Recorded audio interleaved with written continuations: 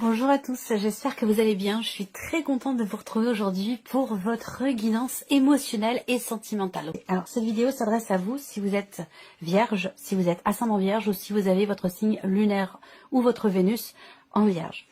On va commencer ici par l'énergie qui vous entoure. Alors, il est question ici pour vous de pardonner. Voilà, alors il y a une énergie qui vous entoure qui peut vous amener sur le chemin du pardon. Ça peut être pour vous-même, par rapport à vous-même, par rapport à une personne, par rapport à une situation aussi peut-être.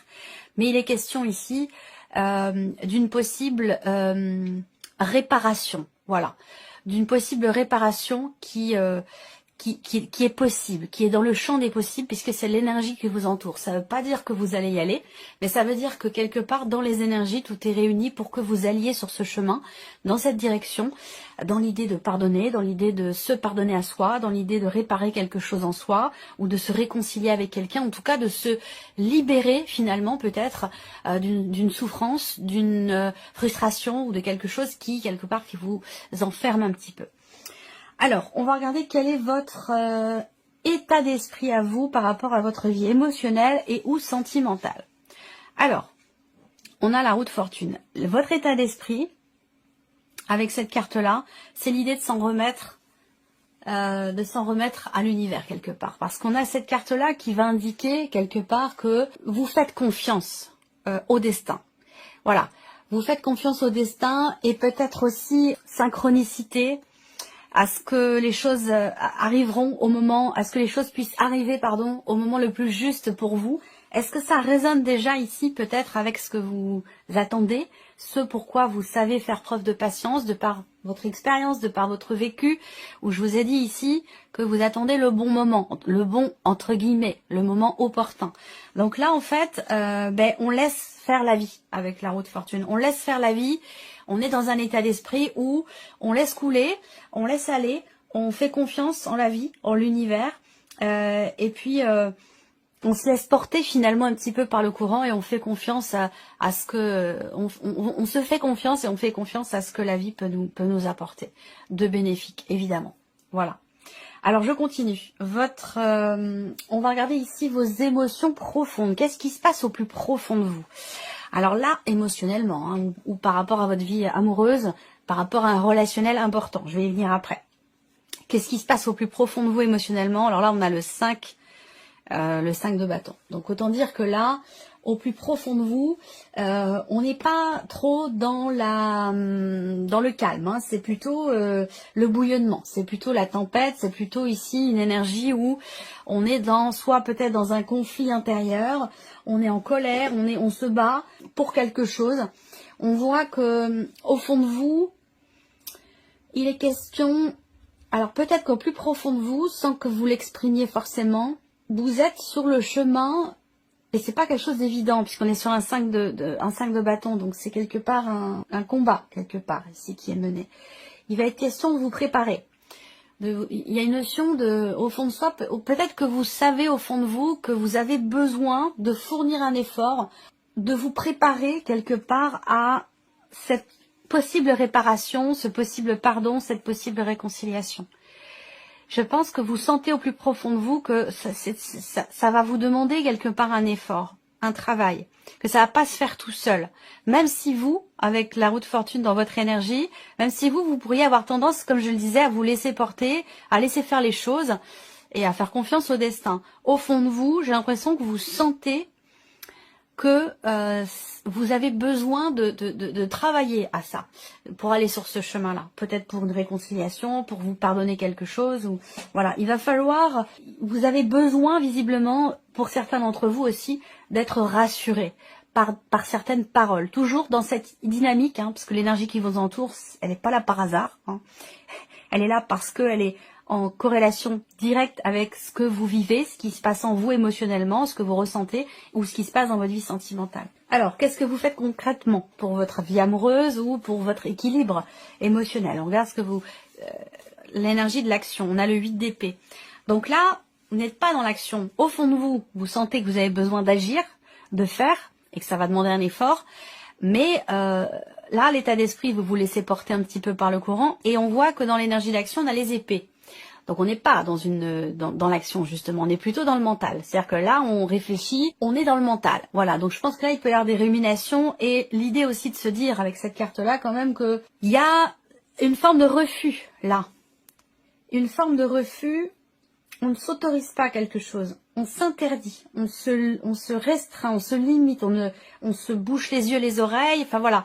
Il y a quelque chose comme ça qui, vous vous limitez, vous vous auto-limitez dans vos actions pour atteindre justement ce pardon qui est nécessaire, parce que si cette énergie vous enveloppe, vous entoure, c'est que c'est une nécessité, c'est que ça concerne quelque chose de bien précis en vous, ou une relation qui est importante pour vous.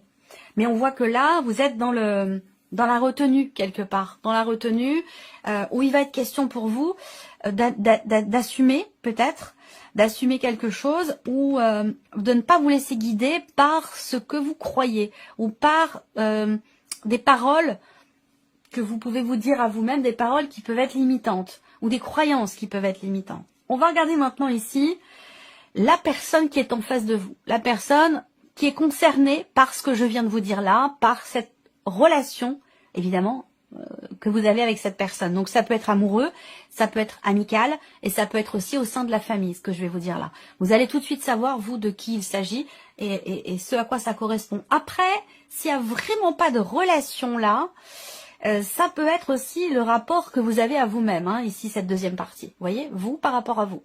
Ça peut être aussi ça. Alors, ici, la personne qui est en face de vous, l'énergie qui entoure cette personne. On a ici quelqu'un qui est beaucoup, j'allais dire, dans le contrôle, beaucoup dans le mental, quelqu'un qui peut être un petit peu calculateur, ou quelqu'un qui réfléchit beaucoup, qui est beaucoup dans le mental, qui essaie d'être quelque part aussi dans le contrôle de ses émotions, de ses ressentis, ou de ce qui se passe autour d'elle ou autour de lui. L'énergie qui entoure cette personne, on a l'énergie de la santé aussi qui ressort là. Donc c'est quoi?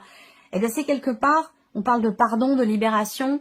Pour moi, on est dans une énergie de guérison et d'un côté et de l'autre. Donc c'est comme si on vous poussait l'un et l'autre, de par les énergies qui vous entourent, à vous rapprocher, à réparer quelque chose, que cette personne soit dans votre vie sentimentale, que ce soit un ou une amie ou quelqu'un de la famille, voire même quelqu'un qui n'est plus là.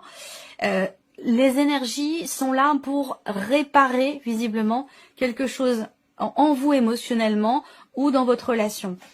On va regarder ici l'état d'esprit de la personne qui est en face de vous. Ok, alors là on a quelqu'un quand même qui est dans la... C'est intéressant parce qu'on a quelqu'un qui est tout à fait posé sur le plan émotionnel. C'est-à-dire que là on a quelqu'un qui accepte ses ressentis, qui a conscience de ce qu'il ou elle ressent, de ce qui se passe en lui ou en elle émotionnellement. C'est quelqu'un qui est quand même assez posé, assez stable. On est aussi quelque part dans la maîtrise, encore dans le contrôle peut-être des émotions et des sentiments du côté de cette personne. Après, c'est quand même quelqu'un qui a un grand cœur. C'est quelqu'un qui est quand même dans la sincérité par rapport à vous. C'est quelqu'un qui vous aime beaucoup et qui a une certaine sensibilité aussi. Mais qui n'est peut-être pas forcément exprimé parce que ça peut être quelqu'un qui veut être toujours dans le contrôle, dans la maîtrise de ses émotions ou de ses sentiments. On va regarder ce que cette personne ressent au plus profond d'elle-même par rapport à votre relation. C'est quelqu'un qui veut la vérité. C'est quelqu'un qui veut... Bon, c'est quelqu'un de toute façon quand même de très posé, d'équilibré. C'est quelqu'un aussi qui a certainement soif de justice, de justesse, de droiture, d'honnêteté, peut-être quelqu'un qui a envie au plus profond de lui ou d'elle que quelque chose soit vraiment décidé, tranché ou clarifié entre vous. Voilà. Donc peut-être que effectivement là, il peut être question d'avoir à expliquer, d'avoir à rassurer de votre côté la personne qui est en face de vous, parce que cette personne a besoin de voir, de ressentir que tout est juste. Vous voyez, il y a cette notion de justesse et de justice aussi dans une certaine mesure. Donc ça peut être à un moment donné quelqu'un qui a ressenti un sentiment d'injustice dans ce qui est vécu, dans ce qui a été vécu, partagé, expérimenté entre vous dans votre relation. Il y a eu quelque chose à un moment donné qui peut avoir fait ressentir cette personne la notion d'injustice. Ça, c'est possible. Qu'est-ce que cette personne fait concrètement pour votre relation? Alors, qu'est-ce que cette personne fait concrètement? C'est quand même quelqu'un qui agit, qui est toujours dans le... Ça va avec le roi de coupe. C'est quelqu'un qui est quand même dans la protection. Quelqu'un qui veut protéger, qui veut toujours rassurer, qui est toujours... je ressens une personne quand même qui aime qui n'aime pas le conflit, en fait. C'est quelqu'un qui n'aime pas le conflit et qui n'aime pas non plus que les choses ne soient pas claires. Donc, il y a une soif de justice, de vérité, peut-être, une soif de vérité aussi, mais c'est quelqu'un qui est droit, c'est quelqu'un qui est honnête, c'est quelqu'un qui est généreux, ici, en face de vous, et qui a besoin ou envie que quelque chose soit décidé, tranché, ou que quelque chose soit rééquilibré entre vous. C'est quelqu'un qui donne beaucoup. On voit que vous êtes beaucoup dans la retenue, vous vous laissez porter, alors qu'au fond de vous, il y a quelque chose qui bouillonne. Donc ça a besoin d'être extériorisé, visiblement. Alors, on va voir maintenant l'interaction entre vous et cette personne. Qu'est-ce que ça donne? Ce que votre état d'esprit et le sien dans cette relation, on regarde ce que ça donne. L'addition des deux. Qu'est-ce que ça donne? L'addition de vos deux états d'esprit. Qu'est-ce qu'on a ici? Le 2 de coupe, l'harmonie, le retour au calme, le retour à la paix. Alors c'est intéressant parce que vous, on voit que vous voulez que les choses bougent, changent, parce qu'on est quand même ici sur la haute fortune, donc l'idée d'une volonté de renouveau, de peut-être de nouveaux départs, ou en tout cas que les choses bougent. Et en face de vous, on a quelqu'un quand même qui a un très très grand cœur. Donc en fait, là, ce que je vois, je pense que vos deux états d'esprit peuvent se compléter dans le sens où on a en synergie le 2 de coupe. Ça veut dire que là, il est question de retrouver la paix au sein de cette relation. Cette possibilité de pouvoir et de savoir finalement écouter l'autre, d'être dans le partage. Il y a une grande sincérité qui se dégage ici, visiblement, de cette relation. Et là, on voit bien que entre vous, avec le 2 de coupe, voilà. Pour moi, on est quand même dans l'énergie où, s'il y a des tensions, eh bien, on a quelque chose quand même qui s'apaise. On a quelque chose qui s'apaise, on est dans le partage, dans la sincérité et dans le respect. Parce que ça, c'est une notion qui est extrêmement importante pour la personne qui est en face de vous. On va regarder l'addition ici de vos émotions profondes, ce que vous ressentez profondément l'un et l'autre. Qu'est-ce que ça donne concrètement entre vous? Je pense que l'un comme l'autre, vous avez quand même envie d'aller au bout des choses. Voilà. Du côté de la personne ici, ça va être aller au bout des choses dans l'expression, peut-être d'une frustration, d'une colère, d'un sentiment d'injustice, clarifier les choses. Et de votre côté, c'est aussi rassurer ou être rassuré. Donc on voit que là, par rapport à ce que vous ressentez au plus profond de vous, on voit bien que vous avez à cœur finalement d'aller au bout des choses. Alors c'est vrai que le 9 de bâton, c'est aussi le fait de vouloir ou d'avoir à se préserver. C'est-à-dire que dans ce que vous partagez émotionnellement, dans cette relation, on voit bien que il y a ce côté quand même où je me préserve, tu te préserves, moi je me préserve. Et voilà, il y a quelque chose comme ça, il y a quelque part une certaine retenue, encore une fois, et ce dont je vous ai parlé tout à l'heure, où il va être question vraiment de lâcher, j'allais dire quelque part, de faire tomber certaines barrières pour que vous puissiez pleinement partager ce qui se passe au plus profond de vous, de manière mutuellement, je veux dire, donc que ce soit dans les deux sens. Alors, on met en corrélation ce que vous faites et ce que la personne en face de vous fait pour votre relation. On va voir ce que ça donne. Donc en fait, là, on voit bien que dans cette relation-là, après ça peut être le rapport que vous avez à vous-même, hein, ça peut être un combat intérieur aussi, hein, tout ce dont je vous parle ici. Mais le fait d'avoir la reine de bâton, eh bien, je pense que la personne qui est en face de vous peut vous permettre justement d'être rassurée.